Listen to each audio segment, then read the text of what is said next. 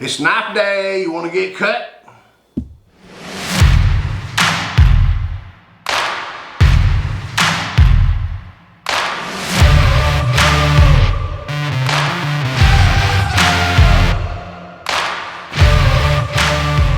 Sarge 1911 here, and welcome to the hideout, where we're going to talk about a knife again today.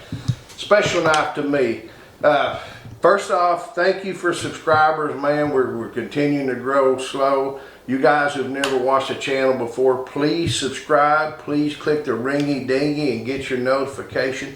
Check me out at sgt1911.com. No notes, nothing up my sleeve, no cards, no rabbit out of the hat, no BS here. Just my opinion. That's what you're going to get, my opinion, like it or not. So today, we're going to talk about another knife. Now this little knife here has got a little bit more value to it than some of the other knives. Now, we did talk about, Dad's knife. Dad knife's sentimental, but this knife right here, I got this of all places. I had the opportunity to hunt in Africa. I went and I bought this knife.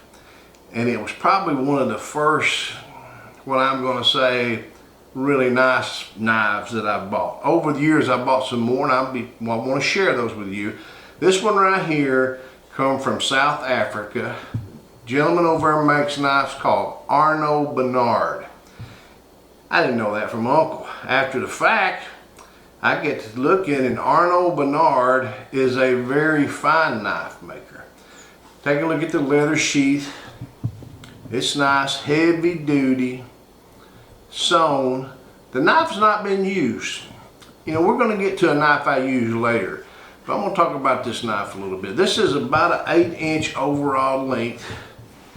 You can see it. Got about 4 1/4 inch blade and about a 4-inch handle on it. The handle is absolutely gorgeous. This thing is maple, some kind of African maple. Now, you can buy his knives online in South Africa. You can buy them at knife places in the United States. You can buy them online. The thing about them is, if you want to get some of them and you want to get, say, warthog bone handle, giraffe bone handle, kudu handle, you can get all those, and they are gorgeous, and none of them are going to be alike because they're all natural stuff, just like leather, grain on leather. Unfortunately, the way things are with the current administration, we cannot get an elephant ivory or any ivory knives. Now, you can buy them in other countries, you just can't buy them in the States, so it's our freedom of speech. But I want you to take a little bit of note of this blade. Look where the grind line is on this blade. Look how high it is. It's way up high. Can you see it, you think, when me rotating it around? The grind line on this thing is way up high, and it's a little bit different. Now, the thing only weighs just ounces. It's very, very light. Very nice size to use. I'm going to turn it on this side so you can see his signature logo on that side. You can see it there. Now, I'm not promoting his knives. I'm not selling his knives. You can't buy his knives from me. I just wanted to share this knife with you. Like I said, it's one of the first ones I was able to get from an adventure, and I really want to keep it and keep it pristine. I like it. It's got a hardness of 55 or 60, which I don't understand a lot of that. I'm learning. You guys, I'm sure somebody pointed out to me, and if you do it nicely, I would appreciate the opportunity to learn something. You've heard me say before, I want to learn as well. So if you can help me, I would appreciate it. I'd be grateful. The hardness is 55 to 60, which my understanding is very hard. It's also made out of like an N690, which my understanding is a stainless steel with some kind of cobalt in it to make it, where it doesn't stain as well. It's not extremely brittle. And you guys, please help me out here as much as you can. I'm just trying to share my opinion of these things, and I think this is an absolutely gorgeous knife. I buy these knives on occasionally, and with all intention of taking them and using them, and some of them I have, and I'll share those with you. But then I keep going back to like Dad's knife. That's the one I'm going to use. Why? Sentimental value.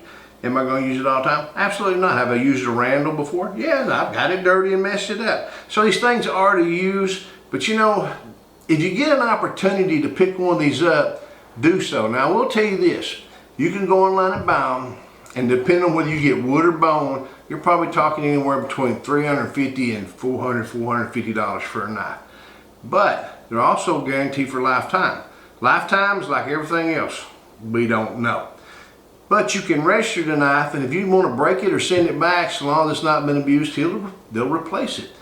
Sending it back to Africa is one thing, but you know, they've got some stores here in the United States. They have a South African store, and then they have an American store. And you can go to his website and click on either store.